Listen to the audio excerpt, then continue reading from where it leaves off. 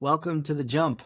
I'm Rich Bowers, and stay with me. I have Charles Dunn, Jamison, Ducey. Good morning, gentlemen. How are you doing? Good morning. I'm doing well. Thank you for having us.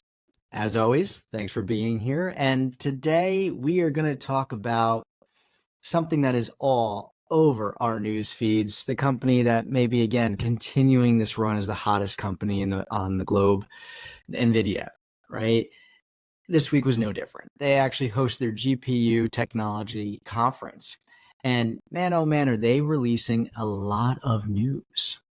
So, straight out of that conference, let's dive into it. They announced the Blackwell B200 GPU, calling it the world's most powerful chip for AI. And we'll get into the specifications shortly. But before we do, Charles, can you give us a breakdown on what a GPU is and some typical use cases of it? So, a GPU GPU stands for Graphical Processing Unit. And obviously, it's not being used for graphics in this context. So, the reason why is that your computer has a CPU, a central processing unit. The CPU is optimized for broad kinds of calculations. Your computer has to do a lot of very complicated things, and the CPU is going to be optimized to do as many of those things as efficiently as possible. But for graphics specifically, the kinds of calculations that have to be done are very specific, very fast, and a lot of floating point number math. And so the GPU is a piece of hardware that is optimized to do all of these extremely repetitive calculations as quickly and efficiently as possible. So historically, processing graphics was shunted over to the GPU, while general processing is kept on the CPU. But recently, there have been this rise in other tasks that require a lot of floating point numbers, math calculations really fast, like multiplying tensors and doing whatever cryptocurrency no one knows. So whatever that is, it involves a lot of math. So Nvidia, as the largest manufacturer of dedicated GPUs, has really been positioned to take advantage of the rise of AI, as we're seeing, because AI is all powered by matrix tensor processing.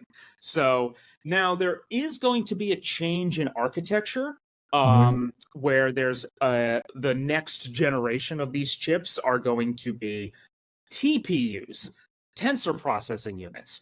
GPUs are still optimized for graphics. The next generation, we're going to kind of drop that requirement entirely and just make tools that are only for matrix multiplication. But for right now, we have GPUs. So we have Nvidia, who took advantage of both the cryptocurrency boom and now the AI boom, which means that that's twice that Nvidia has betrayed the gamers and denied them the graphics cards they are entitled to.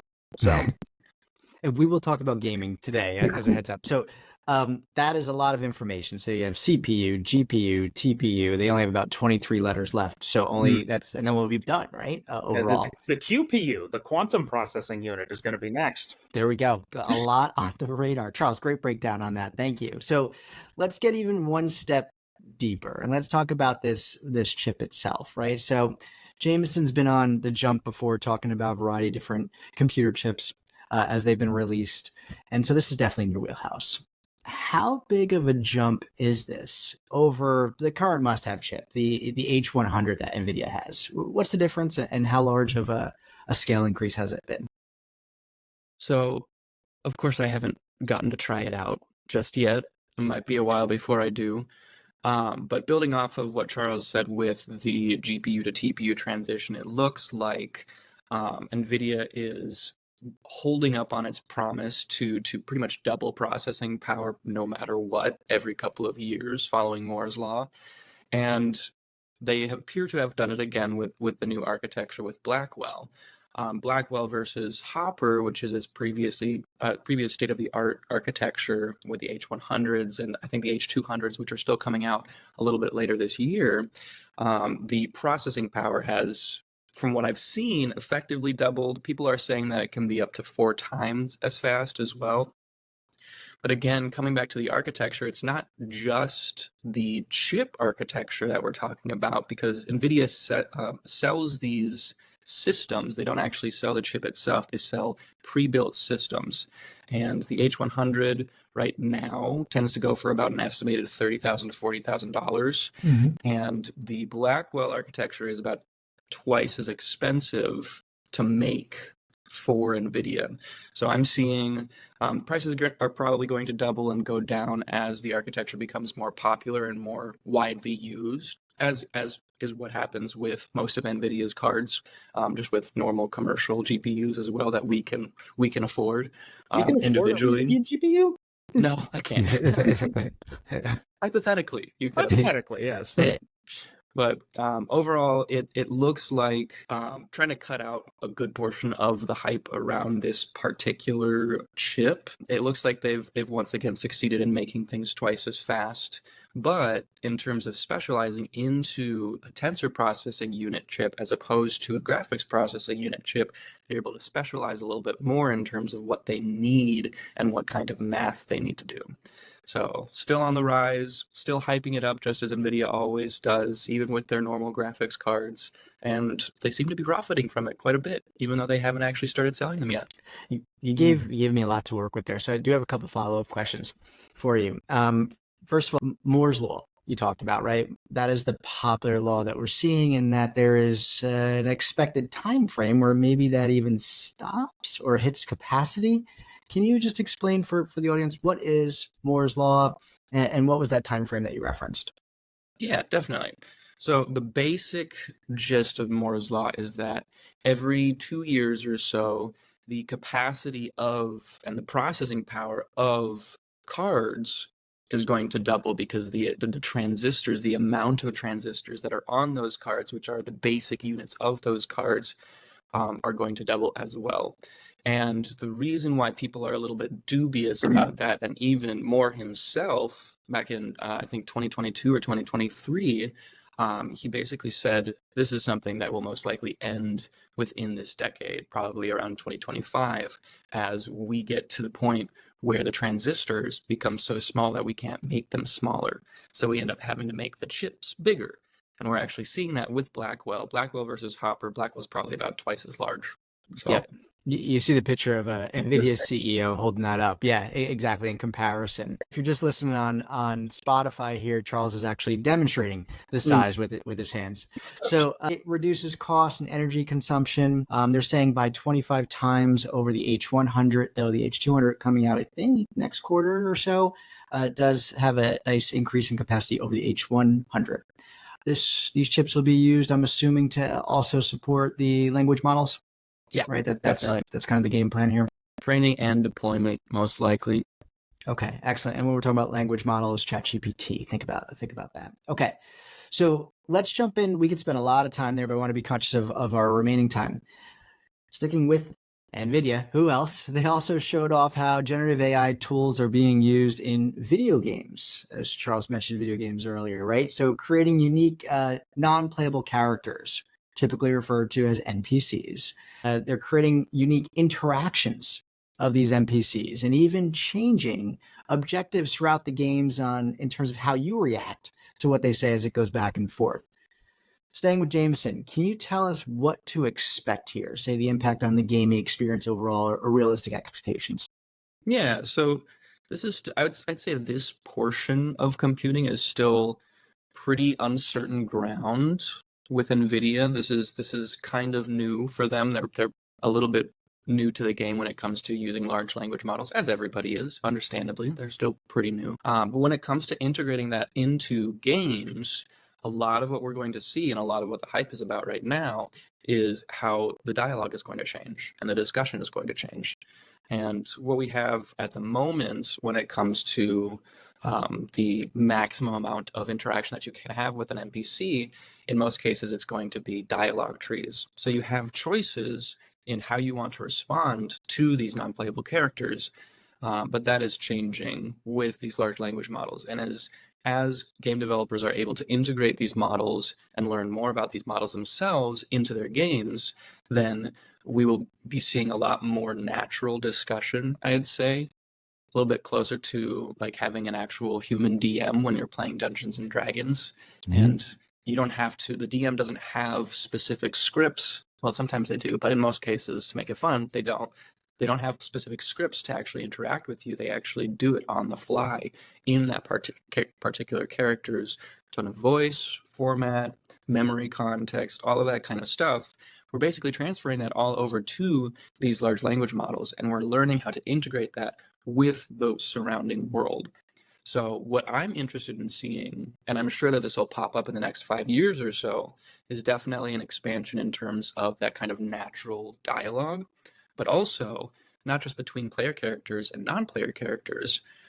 We're going to see a lot more in terms of the interaction between NPCs themselves. Right. And I think that's what I'm most excited about, is being able to walk around a city in a game and just kind of sit down and listen to people talk and not have lines repeat if I'm in different parts of the city. So I think that's going to be a lot more immersive, and I'm pretty excited for that for sure, but I don't think it's going to be anytime soon, not in the next couple of years or so. There's still a lot of integration to happen when it comes to that. Very cool. I'm sure there'll be a new version of Skyrim released for the 40th time, but now with that aspect. As we know, Nvidia, or some of us have seen, there's a demo out there of their collaboration with in-world AI engine as well as Ubisoft. Those are out there. Still looks a little choppy, but Charles, in about 2 minutes of our remaining time, can you take us under the hood? How does all this work? Gotta be honest, we have already kind of hit the technical limit on what AI can do in its current iteration. It's not going to get much better technically than it is now. What we've kind of entered is what I like to call the gadget phase of technological development, where the innovations are not coming from any raw increase in technical capacity, but okay, we have this thing, let's plug it into whatever and see what sticks. Think of the difference between the iPhone 13 and the iPhone 14 versus the difference between having an iPhone and not having an iPhone at all. So how does this work under the hood? It's text to text. We have that. We're pretty good at that now. So instead of text to text from the ChatGPT prompt, it's text to text from your microphone and that text is piped into the voice of an in-game avatar. It's already existing game design. Except it's just pulling from this black box that is the language model text to text. And you're going to see that a lot in the next few years. Like, look at this amazing new thing. And it's like, well, okay, it's text to text, but coming out of a robot this time. So it's very impressive that you got all of these things to work together, but how is it working? Exactly like all of the other ones do. They were demystifying it right there, kind of pulling the curtain across and just seeing the Wizard of Oz himself right there, right? Yeah. So we will talk more about that on the humanoids and Fortune Ones on our next episode as a heads up, right? So, and I think Charles will be there for that one. Really, really nice breakdown, gentlemen, both of you. Quick note before we shoot on out. YouTube creators must label any realistic looking videos. This was also a big announcement this past week. Any realistic videos that are made by artificial intelligence must be labeled as being made by artificial intelligence. So I'll save your thoughts for there. Maybe we'll visit those in the comments of this. But otherwise, Charles, Jamison, thanks for coming on. I'm Rich Bowers. This is The Jump. Take care, everybody. Have a good day. Bye.